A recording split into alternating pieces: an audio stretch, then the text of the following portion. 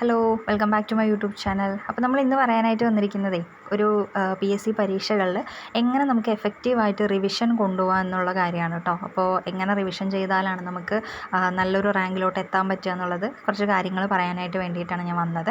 അപ്പോൾ എങ്ങനെ പോകുന്നുണ്ട് എല്ലാവരുടെയും പഠിത്തമൊക്കെ? സെക്രട്ടേറിയറ്റ് അസിസ്റ്റൻറ്റും അതുപോലെ തന്നെ അസിസ്റ്റൻറ്റ് സെയിൽസ്മാൻ്റെ ഒക്കെ പഠിക്കുന്ന ആൾക്കാർ നിറയെ ഉണ്ടാവില്ലേ?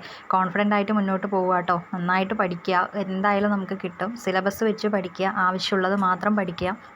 ഒരുപാട് പേര് ചോദിക്കുന്നുണ്ട് VFAയുടെ നോട്ടിഫിക്കേഷൻ വന്നോ എന്നുള്ളത്. VFAയുടെ നോട്ടിഫിക്കേഷനൊന്നും വന്നിട്ടില്ല. അത് വരാൻ കുറച്ച് ടൈം എടുക്കുമെന്ന് തോന്നുന്നു. എന്തായാലും ഒരു 4 മന്ത്സോ 5 മന്ത്സോ ഒക്കെ കഴിഞ്ഞിട്ടായിരിക്കും നമുക്കൊരു അപ്ഡേഷൻ കിട്ടുക. ഈ ഇയർ ലാസ്റ്റായിട്ട് വരുമോ അതോ അതിൻ്റെ മുന്നേ വരുമോ, അങ്ങനെയുള്ള കാര്യങ്ങൾ നമുക്കൊരു അപ്ഡേഷൻ കിട്ടുക. ഓക്കെ, അപ്പോൾ ഇനിയിപ്പോൾ VFA വരുന്നതിൻ്റെ കൂടെ തന്നെ ബെവ്കോ LDയും കൂടെ വരുന്നു വിശ്വസിക്കുന്നു.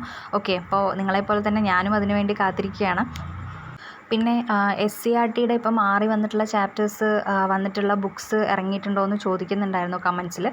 എനിക്കറിയില്ല കേട്ടോ, ഞാനത് അന്വേഷിച്ചിട്ടില്ല. ഞാൻ ഇപ്പോൾ ചെയ്യാനായിട്ട് ഉദ്ദേശിക്കുന്നത് നോട്ട്സ് എഴുതാമെന്നാണ് വിശ്വസിക്കുന്നത്, നോക്കുന്നത്. കാരണം എനിക്ക് ഈ SCERTയുടെ ഇങ്ങനെയുള്ള ഇറങ്ങുന്ന ബുക്സൊക്കെ നോക്കുമ്പോഴേ അതിലെനിക്ക് ഇങ്ങനെ പലതും മിസ്സിങ് ആയിട്ടോ അല്ലെങ്കിൽ അങ്ങനെയൊക്കെ തോന്നുന്നുണ്ട്. അപ്പോൾ അതിനേക്കാളും നല്ലത് നമ്മൾ ഡെയിലി ഓരോ ചാപ്റ്റർ വെച്ച് ആവശ്യമുള്ളത് മാത്രം നോട്ട്സ് എഴുതി പഠിക്കാം എന്നൊരു തോട്ട് ഇപ്പോൾ വന്നിട്ടുണ്ട്. അറിയില്ല, ഞാൻ ജസ്റ്റ് ഒന്ന് നോക്കിയിട്ട് അത് നല്ല രീതിയിൽ പോകുന്നുണ്ടോ എന്നുള്ളത് നോക്കിയിട്ട് ഞാൻ ഷെയർ ചെയ്യാം കേട്ടോ. അതുപോലെ വേറെ കുറേ പേര് ചോദിക്കുന്നുണ്ട്, ഈ പഠിത്തം നടക്കുന്നില്ല, കിട്ടുമോ എന്നുള്ള പേടി, ഫാമിലി പ്രോബ്ലംസ്, അതുപോലെ അങ്ങനെ മോട്ടിവേഷൻ്റെ ഒരു കുറവ് എന്നൊക്കെ പറഞ്ഞിട്ട് ഒരുപാട് പേര് സംസാരിക്കുന്നുണ്ട്. ഞാൻ തുടക്കത്തിൽ നിങ്ങളോട് പറഞ്ഞിട്ടുള്ള ഒരൊറ്റ കാര്യമേ ഉള്ളൂ, മോട്ടിവേഷൻ തിരഞ്ഞ് മറ്റുള്ള വീഡിയോകളിലോ അല്ലെങ്കിൽ മറ്റുള്ള ആളുകളുടെ അടുത്തോ പോവരുത്. മോട്ടിവേഷൻ എന്ന് പറയുന്നത് നിങ്ങളുടെ ലൈഫ് തന്നെയാണ് നിങ്ങൾക്കുള്ള മോട്ടിവേഷൻ, അല്ലേ? മറ്റൊരാൾ മോട്ടിവേറ്റഡ് ആയ അയാളുടെ ലൈഫിൽ പ്രശ്നങ്ങളും വേറെ കാര്യങ്ങളൊക്കെ കൊണ്ട് അവരതിൽ നിന്ന് മോട്ടിവേറ്റഡ് ആയിട്ട് നല്ലൊരു ജോലിയിൽ കയറി അവരിയ്ക്കുന്ന സമയത്ത് നമ്മൾ അവരുടെ ഇൻ്റർവ്യൂസും അല്ലെങ്കിൽ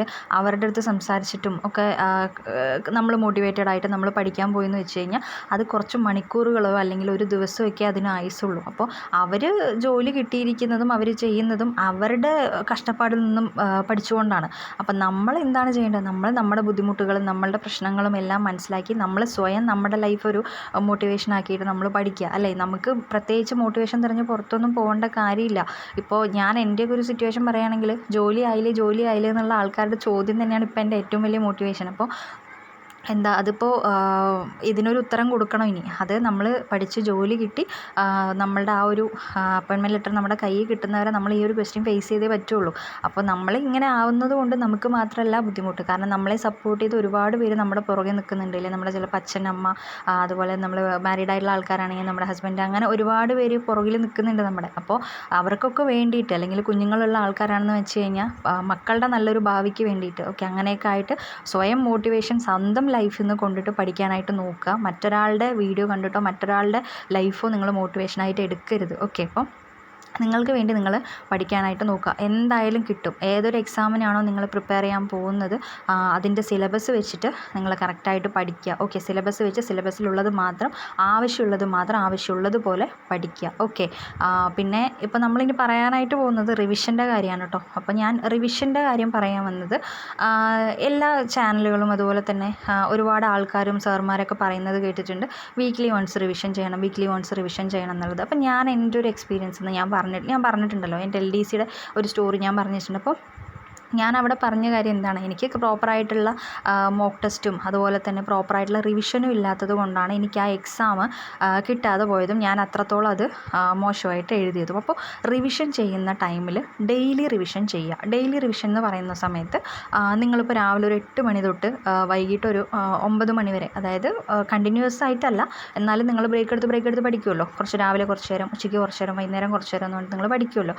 അപ്പോൾ അന്ന് പഠിച്ച കാര്യങ്ങൾ അന്നത്തെ ദിവസം വൈകുന്നേരം തന്നെ, അതായത് ലാസ്റ്റത്തായിട്ട് നിങ്ങൾ വെക്കുക. ലാസ്റ്റ് എന്ന് പറയുമ്പോൾ എന്താണ്, നിങ്ങളൊരു 9 മണി വരെയാണ് പഠിക്കാനായിട്ട് ഉദ്ദേശിച്ചിരിക്കുന്നതെന്നുണ്ടെങ്കിൽ 8 മണിക്ക് നിങ്ങളുടെ പഠിത്തം അവസാനിപ്പിച്ചിട്ട് 8 to 9 എന്ന് പറയുന്നത് റിവിഷന് വേണ്ടി മാറ്റി വയ്ക്കുക. റിവിഷൻ എന്ന് പറയുമ്പോൾ എങ്ങനെയാണ്, ആ ദിവസം പഠിച്ച കാര്യങ്ങൾ മുഴുവൻ അന്നത്തെ ദിവസം വായിക്കുക എന്ന് പറയുന്ന സമയത്ത് ജസ്റ്റ് നമുക്കൊന്ന് ഓടിച്ച് വായിക്കേണ്ട ആവശ്യം നമുക്കവിടെ വരുള്ളൂ, അല്ലേ? അപ്പോൾ നമ്മൾ എക്സ്പീരിയൻസ്ഡ് ആയിട്ടുള്ള ആൾക്കാർ പറയുന്നത് കേട്ടിട്ടുണ്ട്, അതായത് ആദ്യം ഒരു സംഭവം പഠിക്കുമ്പോൾ നമുക്ക് ഭയങ്കര കഷ്ടമായിരിക്കും, രണ്ടാമത് പഠിക്കുന്ന സമയത്ത് നമുക്ക് കുറച്ച് കഷ്ടം ഉണ്ടാവുള്ളൂ, മൂന്നാമത് നമ്മൾ പഠിക്കുന്ന സമയത്ത് നമുക്കത് ഭയങ്കര പരിചയമായിട്ട് തോന്നും. പിന്നീട് നമ്മൾ വായിക്കുന്ന സമയത്ത് നമുക്ക് കുറച്ചുകൂടെ ഈസിയാവും. അപ്പോൾ നമ്മൾ എത്രത്തോളം വായിക്കുന്നോ അത്രത്തോളം നമുക്കത് നമ്മുടെ മനസ്സിൽ പതിയും. അപ്പോൾ അതുകൊണ്ട് എന്താണ് നമ്മൾ ചെയ്യേണ്ടത്?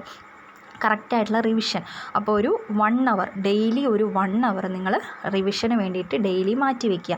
പിന്നെ അത് കഴിഞ്ഞ് നമ്മൾ പിറ്റേ ദിവസം നമ്മൾ പഠിക്കാനായിട്ട് എടുക്കുമല്ലോ. പിറ്റേ ദിവസം നമ്മൾ പഠിക്കാനായിട്ട് എടുക്കുന്ന സമയത്ത് പുതിയ എന്തെങ്കിലും ടോപ്പിക്കോ ചാപ്റ്റേഴ്സോ ആണ് നമ്മൾ പഠിക്കാനായിട്ട് എടുക്കുന്നതെന്ന് വെച്ച് കഴിഞ്ഞാൽ തലേ ദിവസം പഠിച്ച കാര്യങ്ങൾ അതായത് നമ്മൾ റിവിഷൻ ചെയ്ത് നിർത്തിയ കാര്യങ്ങൾ വീണ്ടും എടുക്കുക. വീണ്ടും എടുത്ത് ഒരു 15 അരമണിക്കൂറോ ഒന്നുമില്ലെങ്കിൽ ഒരു 15 മിനിറ്റ് അല്ലെങ്കിൽ ഒരു അരമണിക്കൂർ അതിൽ നമ്മൾ റിവിഷൻ ചെയ്യുക. റിവിഷൻ ചെയ്യുക മീൻസ് ജസ്റ്റ് ഒന്ന് നിങ്ങൾ ഓട്ടിച്ചൊന്ന് വായിച്ച് നോക്കുക. ഓക്കെ, ഓട്ടിച്ചൊന്ന് വായിച്ച് നോക്കുന്ന സമയത്ത് നമുക്ക് തലേ ദിവസം നമ്മൾ പഠിച്ചത് ഓർമ്മയും വരും. അന്നത്തെ ദിവസത്തിന് വേണ്ടി നമുക്കൊരു കണ്ടിന്യൂഷൻ കിട്ടുകയും ചെയ്യും. അപ്പോൾ എന്തായി, നമുക്ക് ഡെയിലി റിവിഷൻ രാവിലെയും വൈകിട്ടും ആയിട്ട് നമ്മളൊരു 1.5 മണിക്കൂർ റിവിഷന് വേണ്ടിയിട്ട് നമ്മൾ ഡെയിലി മാറ്റി വയ്ക്കുക. ഓക്കെ, അപ്പോൾ രാവിലെ അരമണിക്കൂർ, അന്നത്തെ ദിവസം വൈകുന്നേരം 1 മണിക്കൂർ, ഇങ്ങനെയായിട്ട് നമ്മൾ റിവിഷന് മാറ്റി വയ്ക്കുക. പിന്നെന്ന് പറയുന്നത് സൺഡേ എന്ന് പറയുന്നത് പുതിയ കാര്യങ്ങളൊന്നും പഠിക്കാതെ നിങ്ങൾ റിവിഷന് വേണ്ടിയിട്ട് മാറ്റി വയ്ക്കുക. റിവിഷന് വേണ്ടിയിട്ടെന്ന് പറയുമ്പോൾ എന്താണ്, ആ വീക്കിൽ മുഴുവൻ പഠിച്ച കാര്യങ്ങൾ, ഓക്കെ, ആ ഒരാഴ്ച ശനിയാഴ്ച വരെ നിങ്ങൾ പഠിച്ച കാര്യങ്ങൾ എന്താണോ അത് നിങ്ങൾ സൺഡേക്ക് വേണ്ടിയിട്ട് നിങ്ങൾ മാറ്റി വയ്ക്കുക. കാരണം ഞാനിപ്പോൾ ഇത്രയും ഇതായിട്ട് പറയാനുള്ള കാരണം എന്ന് വെച്ച് കഴിഞ്ഞാൽ ഇനി VFAക്കോ ബെവ്കോ LDക്കോ അതുപോലെ തന്നെ അസിസ്റ്റൻറ്റ് സെയിൽസ്മാനൊക്കെ വേണ്ടി പ്രിപ്പയർ ചെയ്യുന്ന ആൾക്കാർക്ക് കുറച്ചുകൂടെ ടൈമുണ്ട്. ഓക്കെ, നമുക്ക് റിവിഷൻ ചെയ്ത് മെല്ലെ പഠിച്ച് പോകാനുള്ളൊരു സമയമുണ്ട്. അപ്പോൾ ഇപ്പോൾ തന്നെ നമ്മൾ നല്ല രീതിയിൽ റിവിഷനും കാര്യങ്ങളും സെറ്റാക്കി കഴിഞ്ഞു എന്ന് വെച്ച് കഴിഞ്ഞാൽ ഇപ്പോൾ VFAയുടെയും ബെവ്കോയുടെയൊക്കെ നോട്ടിഫിക്കേഷൻ വരുമ്പോഴേക്കും നമ്മൾ ഓൾമോസ്റ്റ് കംപ്ലീറ്റ് ചെയ്തിട്ടുണ്ടാവും. ഒരുവിധം നമ്മൾ കംപ്ലീറ്റ് ചെയ്തിട്ടുണ്ടാവും. അപ്പോൾ നമുക്ക് വലിയതായിട്ട് നമുക്ക് ബുദ്ധിമുട്ടേണ്ട ഒരു കാര്യമില്ല. അപ്പോൾ നമുക്ക് കുറേയൊക്കെ നമ്മൾ മനസ്സിലായിട്ടുണ്ടാവും. പിന്നീട് പഠിക്കാത്ത ഏരിയാസ് മാത്രം നമുക്ക് കോൺസെൻട്രേറ്റ് ചെയ്താനായിട്ട് നമുക്ക് മതി. അതുപോലെ നിങ്ങളുടെ ബുദ്ധിമുട്ടുള്ള സബ്ജക്റ്റ് ഏതാണെന്നുള്ളത് നിങ്ങൾ ആദ്യം മനസ്സിലാക്കുക. ആ സബ്ജക്റ്റിന് നിങ്ങൾ കുറച്ച് കൂടുതൽ ഇമ്പോർട്ടൻസ് അല്ലെങ്കിൽ കൂടുതൽ എഫേർട്ട് കൊടുത്തിട്ട് നിങ്ങൾ പഠിക്കുക. ഓക്കെ, അപ്പോൾ ഞാൻ പറഞ്ഞത് എന്താണ്, ഡെയിലി 1.5 മണിക്കൂർ രാവിലെയും വൈകിട്ടുമായിട്ട് 1.5 മണിക്കൂർ. അതുപോലെ തന്നെ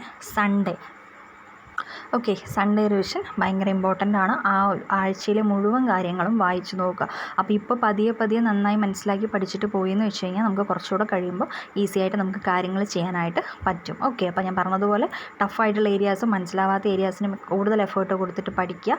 ഓക്കെ, അതുപോലെ ഈ Malayalam, English, maths, current affairs ഇതിന് കുറച്ചുകൂടെ കൂടുതൽ ഇമ്പോർട്ടൻസ് കൊടുക്കുക. ഓക്കെ, അപ്പോൾ ഇത്രയാണ് ഇന്ന് പറയാനുള്ളത്. റിവിഷൻ്റെ കുറച്ച് കാര്യങ്ങൾ പറയാൻ വേണ്ടിയിട്ടാണ് ഈ ഒരു വീഡിയോ ചെയ്തത്. ഓക്കെ, അപ്പോൾ എക്സാം ഏതാണോ എഴുതുന്നത് സിലബസ് ഡൗൺലോഡ് ചെയ്യുക, സിലബസ് നോക്കുക, പഠിക്കുക, കോൺഫിഡൻ്റ് ആയിട്ട് പഠിക്കുക, എന്തായാലും കിട്ടും. ഓക്കെ, നിങ്ങളൊരു കാര്യം മനസ്സിലാക്കേണ്ടത്, നമ്മളെപ്പോലുള്ള ആൾക്കാർ തന്നെയാണ് അപ്പുറത്ത് എക്സാം എഴുതുന്നത് അല്ലേ. അപ്പോൾ നമുക്ക് എല്ലാവർക്കും ഒരേ ബ്രെയിന് തന്നെയാണ്. അവർക്ക് കൂടുതൽ, ഇവർക്ക് കുറവ്, അങ്ങനെയൊന്നുമില്ല. അപ്പോൾ അവർക്ക് നേടാമെങ്കിൽ നമുക്കും അത് നേടാനായിട്ട് പറ്റും. ഓക്കെ, അപ്പോൾ എഫേർട്ട് എടുക്കുക, പഠിക്കുക, ടൈമുണ്ട്. നമുക്കിപ്പോൾ നല്ല സമയമുണ്ട്. ഒരു നോട്ടിഫിക്കേഷൻ വരുന്നത് വരെ നമുക്ക് സമയമുണ്ട്. ഓക്കെ, പുതിയതായിട്ട് വന്നിട്ടുള്ള ബിഗിനേഴ്സ് ആണെന്നുണ്ടെങ്കിൽ കുറച്ചായിട്ട് തുടങ്ങുക. ചെറിയ പോർഷനായിട്ട് തുടങ്ങുക. പ്രീവിയസ് ക്വസ്റ്റ്യൻസ് നോക്കുക.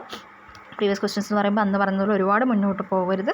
ലേറ്റസ്റ്റ് ആയിട്ട് ചോദിച്ചിരിക്കുന്നതും തുടങ്ങുക. കോൺഫിഡൻ്റ് ആയിട്ട് പഠിക്കുക കേട്ടോ. എന്തായാലും കിട്ടും. നിങ്ങളോടൊപ്പം ഞാനും ഉണ്ടാകും.